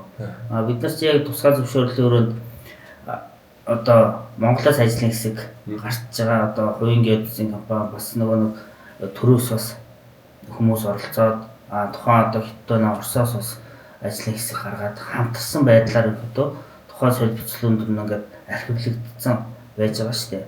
Тэрнийхээ үндсэн дээр л ерөөдөө шалгаж баталгааж ямар нэгэн шилжиж хөдөлгөөн юм ороогүй гэдгийг ерөөдөө хоёр талаасаа баталгааж явж гараа үсэж сурч байгаа гэсэн. Тэрнээс хин нэгэн тастаад авдаг, хин нэгэн дураараа зөвшөлдөг тийм юм бол биш шүү дээ. Одоо бүгд найрамдах тусгаараа тоолс гэдэг чинь. Тий. Тэн чи нүүбийн гişүүн орнууд үсттэй тий. Зөв. За тэгэхээр нэгэнд хоёр улсыгаа ярьсных танах бол одоо Хятадаас багж оруулж ирж зарж байгаа шүү дээ тий. Тэгэхээр Хятадтай харьцахад одоо хэр юутэй баталгаатай байдгийг бараа нь хэр баталгаатай байх вэ нэгдүгээр. Тэгээд харилцааны хувьд хэр байх вэ? Одоо юу гэдэг миний бодлоор л хэд чинь чанаргүй юм ил Хятад гэж нэрлэдэг болцсон шүү дээ. Одоо бас гайг болж байгаа болов. Ирээнээр дүгндэг ч гэдэг юм уу? Ирээний бараатай энэ талтай хэр байна? Тэгээд чанаргүй гэдгээсээ гадна бас хулигдах магадлал байдаг юм болов. Тэ. Итгэлцэл хэр байна? Энэ тал дээр тайлбарлаач. Зөв. Манай компани ч 2018 онд яг геодезийн үйлдвэрлэлийн үйлчлэгээ чиглэлээр үүсгэн байгуулагдаад бас гадаад худалдаа явуулдаг. Зөвхөн одоо Хятад биш Америкийн одоо Паро, Швейцарын Geomax гэх мэтлэн бас Оросын одоо Меташеп ч юм уу тий олон улстай ерөөдөө харьцаж үзсэн. Тэр дундаа Хятадыг онцлоод ярьж байна л да. Барууны улстай ерөөдөө харьцахад юу явуулах жоохон төвөгтэй удаа. Заавал нөгөө мэйлээр харьцдаг, эсвэл албан бичгээ заавал улс хооронд шуудан гар явуулдаг, их баримт бичиг шаарддаг юм уу. Жоохон процесс удаатай. Бидний анх чинь би компани авуулчаад нэг газрын аль бизнесний төлөөлөгч болчих юмсан хүнд харуулах юм бичлэгээтэй болчихлоо. Бас ингээд нэг орлогоо солонгоруулаа тий зөвхөн хэмжилт хийгээд байхгүй бас нэг болчих юмсан гэж явж байгаад хамгийн анх руу гэдэг брендийн аль бизнесний төлөөлөгч болоод цаашлаад Сэц Innovation гэдэг хоёулаа Хятад одоо бас DJI гэдэг ороод ирж байна. Энэ бүх одоо Хятадтай харьцахад ерөөдөө хамгийн амар нь илүү хурдтай ажилдаг. Заавал мэйл энтерхгүй WeChat-аар ийм захиалгыг ингүүд шууд бэлдээд явуулчихдаг. Тэгээд нэг ингээ уулзалт ч юм уу яриа болонгууд яг заавал гэрээ хийж там дараагүй гэсэн хэлсэн ярьсан дээр байдаг юм уу. Тэр нь одоо нөгөө нэг хятадын ч одоо хойд урд гэж бас яриад байгаа шүү дээ. Бидний харьцаж байгаа чинь илүү нөгөө Шанхайд офстой болохоор илүү бас тийм бизнесийн төв гэж яваад байгаа. Илүү одоо зарчимч хүмүүс байдаг юм болоо. Тэгэл Орос Хятад гэдэг би өөртөө яг улсаар нь тэгж улс төржөөд ер нь ялахыг хүсдэг. Одоо жил болгон бид нар чинь дийлүүдийн уулзалт гэж 100 гаруй улсаас Шанхай цуглаал ингээл борлуулалт адилхан геодиз хүмүүс юм ярьдаг байхгүй. Тэр үед ерөнхийдөө адилхан л хүмүүс шиг ерөнхийдөө санагдаад. Тэрээс нөгөө Орос ах нарын юм Хятад юм чанаргүй гэдэг. Чанарын хувьд болохоор бас за Америк бараа ч юм уу одоо нэрийг хэлээд яг өөр брэнд одоо Европын брэндүүд байлаа гэж бодоход Батбуух чанарын хувьд бол илүү чанартай. Гэхдээ технологи болохоор одоо үед Хятадд бас тэргүүлчлээ. Технологи бол наривчлал юм тэргүүлсэн. Тэгэнгүүт надад нэг уурхайн инженер цуглангой хэлж ирсэн. Энэ Америкаас нэг ингээд багж аваад ашигласан чинь нөгөөх нь ингээд эвдэрч өгөхгүй 7-8 жил болчихно. Гэтэ бид нар энэ багцыг солимоор байна. Ягаад гэвэл нөгөө агуулсан бариад явахад айгүй хүнд ашиглахад айгүй болох нөгөө 7-8 жилийн өмнөх технологи яваад байгаа байхгүй. Боловсруулалтаа тэрнгүүр хийн гэсэн үг шүү дээ. Тэгэнгүүт хоцрогдсон технологиг тэгж удаан ашиглаад авах шаардлага ерөөдөө бага. Тэрний оронд манай ЦЦ нөгөөс ч юм уу багснууд чинь тэр барууны багцыг бол 3-5 дахин хямдхан тий. Тэгээд наривчлал ижилхэн технологи ижилхэн ганц Батбуух чанд нь үзгүй. Гэхдээ 3 жил ашиглаад ч юм уу 4 жил ашиглаад 5 жил ашиглаад дараагийн технологиг бас үйлдвэрлэлд нэвтрүүлээд технологиос хоцрохгүй яваад гэж байна. Тэр 3-5 жилдээ хангалттай өгөөж өгч чинь үстэй тийм хангалттай юм өгөөж өгч. Манайхаас ер нь нийлүүлж байгаа багснуудаа сургалт орчдөг юм. Сургалт нь одоо ямар багш авахаас хамаарат янз бүрээр орчин. Тэгээ үйлдвэрээ бүгдээрээ 1 жилийн баталгаатай. Үйлдвэрийн 1 жилийн баталгаа дууссан гэсэндээ одоо 5 жил 10 жил болсон ч гэсэн нөгөө нэг засвар үйлчилгээ, сэлбэг хэрэгслэр бол хангаа явждаг гэсэн. Хятад тэгээд бас амархан эвдэрчдэг биш. Одоо GPS гэдсэн багсанд ер нь ашиглаж байгаа хүнээсээ л болно гэсэн. Зарим тохиолдолд нөгөө нэг портрет арт ч юм уу шууд ингээл таягтай контролертэй шийдсэн нөгөөг нь ингээл бүндгнод явдаг тохиолдол байна. Яг манай мэргэжлийн хүмүүс их хвчлэн нөгөө арчаа тайрсанд нь хийгээл 55 аваад өвдөрөө тавиад одоо 15 жил ашигласан баг шүтэл шинэ юм шиг бас байж байгаа бас би харсан.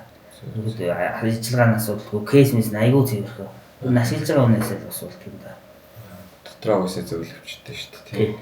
Гэтэ кабин лавч явж явахгүй болоос даргилт их өгөөдөө мэдээж нөлөөлнө өстэй. Тий. Ерөнхийдөө өвчнээ тийм хүнд нөхцөлд ажиллахад зориулагдсан гэсэн тэгэл ширгүүл дээр ингээ бунжигнууд яваад ингээ тусалханд яваад байна гэдэг чинь бас болохгүй л дээ. За манай замынхан бол ерөөсөө ингээд бэлэн бүтээгдэхүүн зардаг юм хүмүүс биш ээ тий салбар биш. Үгээр улсаас зарсан тендерт оролцоод л улсын мөнгөөр замаа бариад л байж байгаа хүмүүс шүү дээ. Тэгэхээр манайхантай хамтарч ажиллахад хэрэг одоо хүндрэл байна. Одоо нэг нөгөө хэлэхэд сүүлийн жилүүдэд замынхан бол мөнгө өгдөг гэдэг геодизийн компаниуд ер нь зэрэг талдаа зүйл ажиглагддаг. Бас геодизийнхныг ч гэлтгүү машин механизм түрээсээ авч ин бригадууд ажиллуулж ин гэдэл тэгээд мөнгө өгдөг нь бас захиалагчтайгаа ч холбоотой байгаа шүү дээ. Захиалагч нь бас мөнгө өгөх талууд удаадаг талууд байдаг. Тэгээд замынхантай хамтарч ажиллахад хэр хүндрэл байна. Даваа тал бас байна уу? Энэ тал дээр одоо фэйсбүүкт үлддэг шүү дээ. Замынхан ч тийм.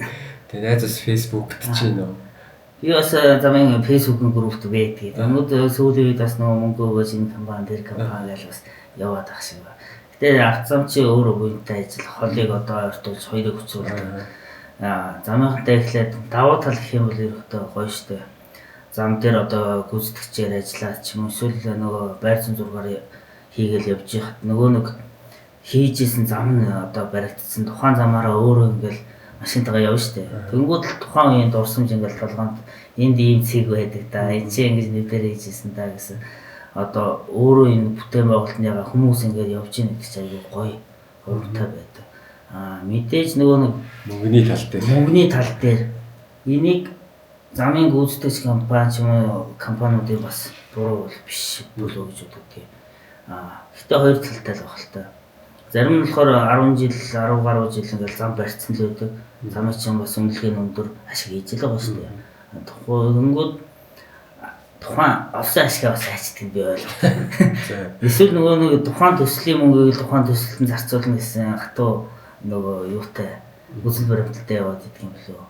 Миний хувьд болохоор нөгөө компанийнхаа инженеруудыг цалингаар нь таслахгүй ч юм уу ажиллаараа яахгүй тул нэг 5-6 сарын цалингийн нууц болсон миний тасанд явж идэх байхгүй. Цалингийн заавал цагтан тавих хичнээн хэцүү өснөөс ажиллаж байгаа. Гэтэл замын зарим компаниуд мөнгөтэй ч юм уу одоо ашгаа хайшаа оруулцдаг юм болоо. Тэр ашгаараа ерөнхийдөө бас тэр хүмүүсийн цалингийн цагтаа тавиад иж болдгоо юм бах та гэсэн бас бодол байна. Баргээд хамонгийг. Тий. Гэхдээ замчин бидний геодез ажилладаг бол нөгөө техник яадаг зардал мөнгө ихтэй нөгөө асфальт битум энтер гэж ороод ирдэг болохоор бас илүү зардал гардаг банкнаас зээл авдаг хүндээ идэгдэг. Тэнгүү нөгөө захиалагч уу улс нь өөрөө нөгөө мөнгөө өгдөг докторгүй улс төрийн докторгүй тэгэл ерөнхий сайдын хүмүүс солигдчихгоо нөгөө зарим ажлаа хайчдаг юм. Санхүүжилт нь онд давнаж тавьдаг бас тий.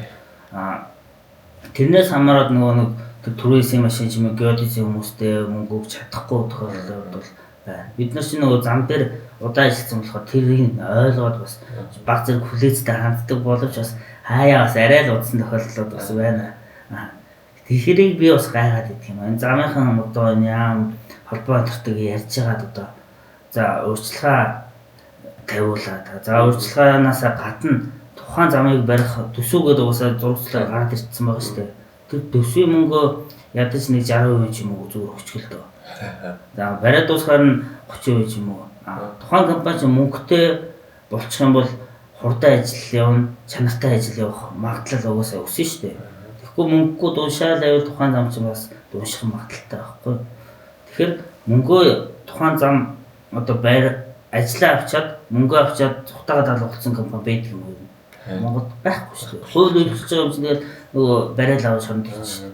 Тийм чинь мөнгө нь санхүү нь тодорхой байгаа юм чинь тэр мөнгөний замынхаа компанид өгчих юм бол саадгүй хурдан иймэрхүү зовлонгүй болчих юм бол энэ талаар бас нөгөө нэг шийдвэр гаргах хүмүүс нь үзэх бол ерөөдөө бас энэ талаар хөөцөлтөө мөнгө урдчилж авчаад замаа хүлээлгэж өгдөг. Гол нөгөө нэг зурагчлалын компанич дээр зам барьсан компанич дээр нөгөө баталгаа замчуугаас хүлээлгэж өгөө хайчихгүй бас нэг эхний 3 жил ч үе нөгөө 5 жил гэрээ бас арчлалт хийх ч юм уу засвар хийж байгаа шүү дээ. Баталгааныхаа мөнгийг барьцаалуулсан байгаа шүү дээ. Тэр тогтолцоо бас жоохон тотмог яваад идэв юм. Хичнээн тийм гэрээтэйсэн тэгэл нөгөөх нь хагарсан л байдаг, өвдөрсөн л байдаг. Тэгэл нөгөө төхөн хийсэн нөгөө ус дурд гарцсан ч юм уу. Шоронд байж байгаа нь тэгэл явж идэг юм. Бас чанаргүй тиймэрхүү тохиолдлууд бас мерси байдаг л байна. Гэтэ чанартай гэдэг нь манай зам ах чи одоо харьцсан гоё юм өгчсөн бас нэг үе бодвол мундаг болсон доо. Тийм шүү дээ. Одоо төгсөө ах хэлжсэн чанар тэнцүү ашигл гэдэг шүү дээ тий. Тэгээд мэдээж ашигтай ажиллахын тулд чанартай хийсэн байхад тэгээд айх юм байхгүй л гэж бодож тий. Монголын бас өндөрлөлтөй өчнө үйлрлийн чанартай ажиллах юм баг. Айгуу хүүдэрдэг. Тэгээ хүүдэрснээс нөгөө зам бомбиж тэлэх нөгөө газрын бодлого айгуу. Тэр нь бас манай геодез одоо үүлгээд ажил илүү багч чинь. Тэгээ явчихлаа. За тэгэхээр одоо хоёлаа энэ сурагч ахлах ангийнхаа хүүхдүүд ч юм мэрэгчлээ сонгох гээд байж байгаа хүүхдүүд рүү чиглээд энэ геодезийг сонгуул ямар даваа талтай юм тий геодезийг сонгох нэгээс 2 3 шалтгаан хэлээч гэвэл миний хувьд одоо 10 жил төгсөж байгаа их сургуульд орох гэж байгаа одоо амьдралын гараагаа эхлэж байгаа хүмүүсийг зөвхөн геодезикгүйгээр бас инженер болооч.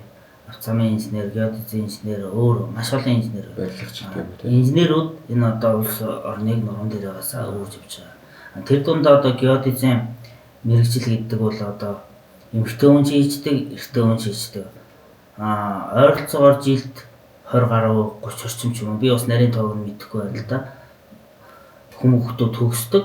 Тэр нь одоо бас ажлын байрны одоо хомсдолтой ажлын байрны эсрэгээр нэрсэн. Ажиллах хүчний хомсдолтой. байдаг. Би нэг геодезийн инженер хайнгууд олддгоо. Тэгээд олдохгүй хомсдолтой учраас цалин бас өндөр. Ерөнхийдөө дундаж цалин нь одоо өдөө орон нутагт 6-аас 10 гаруй саяын хооронд зам дээр бол авч байгаа болов уу гэж бодож байна. Тэгээд оффист нөгөө ажиллаж байгаа сарамаараа л одоо 2 саяас эхлээл дээш явж байгаа байх. Тэгэхээр ерөнхийдөө төгсөх юм бол манай геодезийн салбараар ажиллах юм бол Монгол улсаараа аялж байна. Өмнө хэлсэнчлэн аялангаа ажиллаж байна. Хоёрдугаар оффистоо бас ажиллаж байна. Ажлын байр олдохгүй нөө гэж зоохгүй. Ягаад гэвэл чимэг зам барилга уурхай гэл бүх салбарт ажиллаж байгаа учраас аль салбар руу ажилд орчих боломжтой. Эсвэл яам агентлагт орсон болно гэсэн. Тийм учраас ажлын байр олдож ихтэй, хөрвөх чадвар ихтэй, хөдөө гадаа бас явдаг, цалин ихтэй шүү. Манай мэргэжлийн сонгуулийн одоо алдахгүй шүү. Гэхдээ сонгохдоо дурын хүмүүс сонгосноос математик суурьтай, физик суурьтай ч юм уу бас тоондоо суурьтай хүүхдүүд сонгох юм бол тухайн салбар бас дээшлээд явах юм болов уу гэж бас бодоод байна. За тэгвэл одоо оюутнууд дадлага хийх газар авч болоогүй байж магадгүй тий. Тэгэхээр танах одоо дадлага хийгээд ирсэн оюутнуудад хэр нээлттэй байх вэ? Тэгээ цаашлаа танаад ажилтнаар инженерээр орох боломж хэр байна? Манай компани ч оюутнууд руу чиглэсэн юм олон арга хэмжээ зохион байгуулдаг. 3 дугаар курстэй оюутнууд дадлага хийж байгаа. 1-р курстэй болохоор нөгөө полигон руу яваад яг хэмжилт хийж байгаа. 3 дугаар курстэй үйлдвэрлэлийн дадлага гээд одоо хөдөө аж ахуй ч юм уу шүтээсээс уцтаад дадлага оюут авах уу гэд уцтаад асуун. Мэдээж ерөнхийдөө ажиллах хүч хомсдолтой учраас оюутан авч ажиллуулна. Тэгээд цалинтай байдаг хэмжлээ. Тэрнээс гадна одоо манайх чи шинжлэх ухааны технологийн их сургуульд хамтран ажиллах гэрээтэй хайсын багш нартай бас холбоотой ажилладаг. Хаяа нөгөө нэг 2 дугаар курс ч юм уу 3 дугаар курс хүүхдүүд манай офисоор ирж танилцаад энэ шинэ сүүлийн юм бас хөрөмжийг ажиллуулж үзэх дөрөв хэсэг ч юм уу. Иймэрхүү бас үйл ажиллагаа зохион байгуулдаг.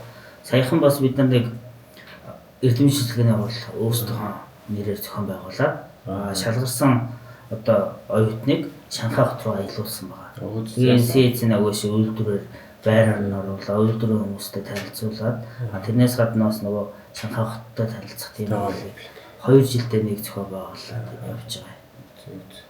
Тэгэхээр одоо яг хуу саяны хэлдэг дээр ингэ сургуультай гэрээ байгуулсан тийм. Тэгэхээр сургуулаараа дамжиж ингэж ирээд байх шаардлага өөртөө чинь ч гэдэг шууд харьцаж болно гэсэн тийм. Оюутан бол зөв. Ер нь манай компани давуу тал чи ерөөдөө харьцахад илүү амархан. Одоо нөгөө том компани ч нөгөө процесс ихтэй болцсон. Харьцах жоохон дүүхтэй, удаашралтай байдаг бол манайх одоо захирал руу ч юм уу шууд харьцах, уцаар ярих мэж ирээд уулзах одоо бүгд нээлттэй. За тэгэхээр сонирхож байгаа оюутан залуучуудын манай подкастын description хэсгээр гарч байгаа Батуг захирлын дугаартай шууд залгаад холбогдоорой тийм. Манай подкастэд бас лайк дарж, subscribe дарж, шеэрлээрэй. За. Тэгэхээр дотоодын ажлын байр бол ийм байна. Тэгэхээр магадгүй бас мэдээж танах гадаад худалдаа хийдэг тий. Тэгэхээр гадагшаа тийм ажлын байр бас байх уу? Монголоос одоо ажиллах хүчээ явуулах боломж байна уу? Бид нар чинь одоо нөгөө таван дотор гэдэг чинь Монгол улс дотор нөгөө хэдэн компаниуд хооронд ажиллах гээд алцаад байдаг. Миний хүсэл мөрөөдөл цаашдын зорилго бол нөгөө гаднаас одоо зам барьж гадны компани, гадны улсад зам барих ч юм уу эсвэл геодезийн инженерүүд гадаад бас ажиллах зүгээр төсөл дээр ажиллах зүгээр гэж боддог. Бид нар ч одоо энэ хятадд дийлрийн улсаар 100 гаруй улсын хүмүүстэй уулзна. Тэнгүүд Австрали, Солонгос ч юм уу нөгөө цалин ихтэй улсын хүмүүстэй бас уулзахдаа нөгөө нэг Монголоос ажиллах хүчингээ явуулаад танахаас ажил аваад гэрээлээд хийж болох уу? За гэрээлж идэггүй мэхэд нөгөө инженерээ ажиллаж болох уу? Тэр чинь компанид нь оруулаад. Нийл нөгөө хэлэхэд нөгөө нэг багш нар ч юм уу эсвэл зарим хүмүүс Солонгос руу нөгөө хялтаараа очиод хар ажил үйлдвэрт ажиллаад байдаг шүү дээ. Тэгэхгүйгээр Солонгост очиод нөгөө геодезийн компанид нь лазер сканерын төсөл дээр ч юм уу эсвэл дроны ажил дээр яга ажиллаж болохгүй. Мэргэжлээрээ. Мэргэжлээрээ. Тэгээд цалин нь тэр үйлдвэрт ажилласнаас Монголд ажилласнаас хамаагүй илүү болчихоо гэсэн. Мөн Австралид ч гэсэндээ энэ уурхаа дээр ирэхэд бас яа чи над руу одоо 5 хүний CV болоо явуулчихаа. Тэгэх юм бол би CV дэшин танилцаа боломжийн юм байвал урилга энтер явуулаад ажилдаа шилжиж болно. Гол нөгөө тухайн төсөлд ажиллах гадаад хүний тоо гэж байдаг. Тэрнээс итгэхгүй байх хэвээр нээлттэй энэ чинь зөвшөөрж ийна гэв. Манайх ч бас нэг явуулах зар энтер тавиад яасан боловч нөгөө ажиллах хүчний хомсдолтой учраас хэлний бэрхшээлж байгаа мó бас өөрсдөндөө итгэлгүй байгаа мó бас CV энтер харах сайн ирээгүй.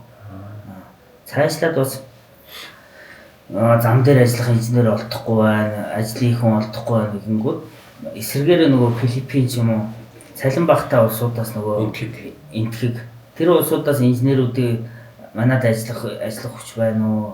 Тэднийг ерөөхдөө ажлын байраар угаасаа хангаад заавал нөгөө байр савхгүй кэптер барьчих шүү дээ. Тэгээ өвлөн буцаад нутг дээр очиж чинь. Тэгээ ажиллаа хийчихнэ. Тийм боломжийг бас судлаа ганцны нөгөө хамтардаг дээр адилхан дийлэр хүмүүстэйгээ яриа явж байгаа. Тэр тохиолдолд бас нөгөө хятад тэгэл тэгэхээр монголчууд ч дургу барьж зодчих гээд байдаг болохоор бас тэрнээс бас жоохон имээгээд өөр улсын иргэд үйл яриа. Гэтэ тэрийг хэлж мэдэхгүй нөгөө өөр хар арьстай юм уу манайх ч бас ялгарлаа шүү дээ. Тийм хэрвээ энэ ажил бүтээд гаднаас хүн орж ирээд одоо Монгол улсын төсөлдөр ажиллаж байгаа тохиолдолд бас тиймэрхүү үндэсрхийг юу гаргахгүйгээр адилхан Монгол улсын бүтээн байгуулалтанд арга ирээд ижих гэсэн аав ч юм уу ээж ажиллаж байгаа асуудал нь ойлгож байгаа. Бас нэг манайхан Солонгост очиж ажилтгтай л адилхан шүү дээ тий. Тэгэхээр хүн л бол хүн гэдэг талаас нь харьцахгүй одоо банжийн дарлалын үеэс өсвөлэл манай монголчууд чинь хятад гэхээр л угаасаа л дургу болцсон бай тий. Орос ах нар гээд жоохон өөр харьцдаг мөртлөө миний бодож байгаагаар баг Оросууд чинь ялтчгүй бид эдийг одоо геноцид оруулж исэн 70 жил одоо колоничж исэн одоо ч баг нөлөөлөл нь гараагүй юм шиг санагддаг шүү дээ. Тэгээд олон улсад хүртэлтэй хийгээд бас ах нар гэж хэлэхэд хэцүү л байгаа санагдаад байдаг. Тэгээд харьцаач муутай, соёл муутай ч гэдэг. Одоо Монгол улсын одоо нэг давуу тал, нэг сул тал нь одоо хоёр том их гүрний одоо голд нь байлж байгаа л. Тэгээд илмэн ч гэсэн өөр гэдэг ч юм тий. Давуу тал нь одоо хятадаас одоо хямдхан бараа бүтээгдэхүүн бас орууллаа тэрээд бас яач чинь. Тэнгүүд л одоо нөгөө хятад GPS гэдэгтэй адилхан хятад машинаа бас муулал хэллээ. Гэтэл хятад машин чинь сэлбэр хэрэгслээ захиалын Японоос агснаас ойрхон хурдан хямдхан хүрээлэр шүү дээ. Одоо яхаа жоохон нутагшаал юу аах. Бас л нөгөө Япон машин нэгэнд шалгарцсан учраас тэгээд л хятад руугаа дасгах жоохон хугацаа хэрэгтэй байна тий. Бодохгүй тэгээ ер нь өөрчлөгдөх үү тий. Тэгээд нэг юм бас ажиглагдаад байдаг шүү дээ. Одоо яг хятад машиныг жишээ нь муулж байгаа хүн байгаа шүү дээ. Зөндөл хүмүүс байгаа. Тэнгүүд л яг тэр хүн маань хятад машиныг унж үзсэн үү, хэрглэж үзсэн үү, эдэлж үзсэн үү гэдгийг эргэлзээд байна. Тэрнээ бас адилханаар яг энэ багжин дээр ч гэсэн дээ тий. Тэгээд ялгаа бас яг адилханаар гарддаг болоо гэж бодож байна. Чамд ажиглагдаж байна. Одоо муулаад байгаа шалтгаан нөгөө хоёр дахь зах зээл гэж хараад тасаг байна. Нөгөө унж байгаа л машина зардаг штэ. Тэгэхгүй хэд машин зарагдахгүй гэсэн ойлголттой. Эсвэл чейнжүүд нэг тиймэрхүү юу яагаад өөрсдөө машина зарах ч юм уу байдаг. Гэтэл нөгөө нэг хятад машин өөрөө жолгоо барьдаг, өөрөө парклдаг болсон. Дэлгэц мэлээс айгүй тав тухтай болчихдог. Тэгэл нөгөө нэг өмнө ярьсанчлан нөгөө 5 жилийн өмнөх машин одоогийн технологи гэдэг чинь технологийн дэвшилтэй шинэ машин Монгол хүмүүсээс унаад эвдэрсэн гэсэн болохгүй хятад руу наваачаа засуулсан гэсэн эсвэл инженерийг оруулж ирээд зассан гэсэн хөрш ус шүү дээ энэ чинь. Бас даваалал шүү дээ. Тэгэхээр энэ багжин дээр бас яг л адилхан шүү дээ тий. Технологи нь бүр тухайн алхам тутамдаа шинжилэгдээд асуудалгүй явж идэг хямдхан. Өөрөөс одоо нэг багцны юм захиаллаа гэтэл нэг за онцгой үйл биш үл нэг 7 хоног л үүдэрч. Тэрнтэй адилхан машин чсэн бусад бараачсандаа одоо хятадтай ойрхон хуршуус байгааг нь давуу талаас ашиглах хэрэгтэй. Заавал үзэн ядахгүй. Одоо Орос гэхээр бас долгоноод авахгүй. Одоо энэ Америкийн төрчин бас сая айгу Америк гэдэг тий улсын ерөнхийлөгчийг булгаалаад байгаа. За бүгээгүй хайлаад явчихлаа тий. За оюулагийн ярилцах цаг ер нь өндөрт дэшээ хандж байна. Тэгэхээр одоо пүүжийг асуухгүй болох байх тий. Мачи угаасаа мэдх юм чи танд сургалт явуулдаг байж байгаад сургалт явуулж эхлэхэд чинь хамгийн анх ирсэн шавьгаа одоо эхнэр алхаад аваад суудсан шүү дээ тий. Тэгэхээр одоо эхнэр чинь мэдээж энэ компанид баян бүтэн цагаар л ажиллаж байгаа шүү дээ тий. Бүхэл үйл ажиллагаанд оролцож тэгээд эхнэртэй хандаад хэлэх үг юу байна? Тий. Манай ханчин болохоор хөдөө аж ахуйн газар зохион байгуулалт мэргэжилтэй. Гэхдээ мөн адилхан нөгөө замын зураг төсөл болон замын гүйцэтгэгчдэр геодезоор ажиллаад ерөөдөө явцсан. Тэгж жаад би зам сервис гэдэг компанид ажилладаг байхдаа нөгөө YouTube-ийн бичлэг үзэж байгаа Лавтгаз 93-ыг л судалж байгаад ер нь сургалт хийгээ үзээ ийм сургалт байхгүй хүмүүс байдаг юм. Тухайд нэг заавар бичлэг хийгээл Facebook групп дээр тавиад байдаг байсан байхгүй. Тэгээд ганцаарчлан сургалт зарлаа яасан чинь манай хүн сургалтын цуггаа орж ирээд тэгээд анх танилцчихжээ.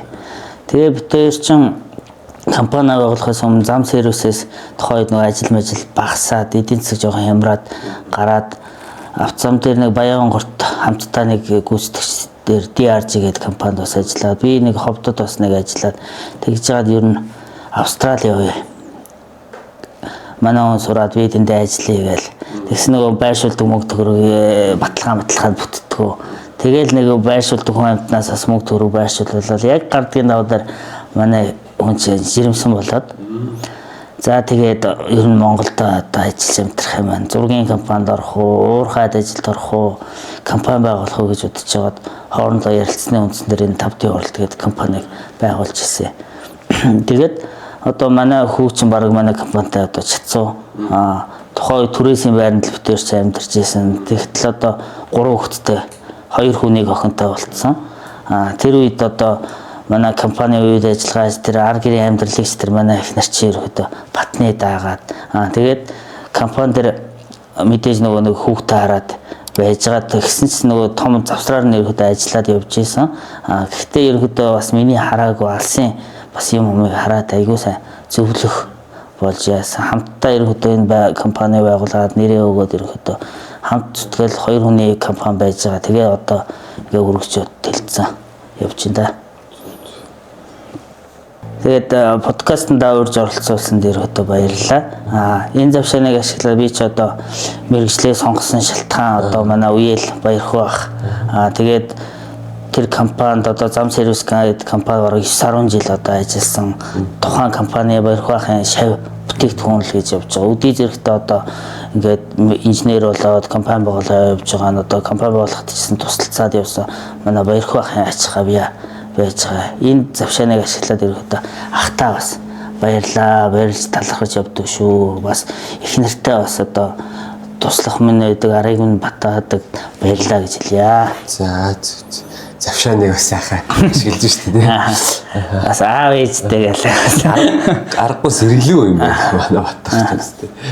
За булгаахын хөөрөлтөөний энэ удаагийн дугаар энэ түрээд өндөрлж байна. За 5D World компани захирал за Батух гэж ярьж шүү дээ. Батух маань оролцлоо. За тэгээд манай замын компаниуд сүүлийн үеийн дэвшилтэд технологи дээр суурилсан GPS, нэвлэр, зэрэг дрон багаж тоног төхөөрөмжүүдийг одоо 5D World компаниас авч ашиглах боломжтой. Эднийх чанарын баталгаатай, хямд, төргөн шуурхай, за тэгээ сургалттай, за борлуулалтын дараагаас үйлчлэгээтэй ингээд ажиллаж байгаа шүү, тий. За тэгээд бас Батухын хэлсэн санааг буюу одоо зургийн компани, за тэгээд цаашлаа захиалагч компаниуд манаас ажлын даалгавар дээрээ, гэрээн дээрээ бас тодорхой зүйлүүдэд тусгаад ажиллаж байвал бас даваа талтай байна. Ойлголтын зөрүү бас арилах юм байна. За гэж би хувьд дүгнэлээ тий. Маш их баярлалаа.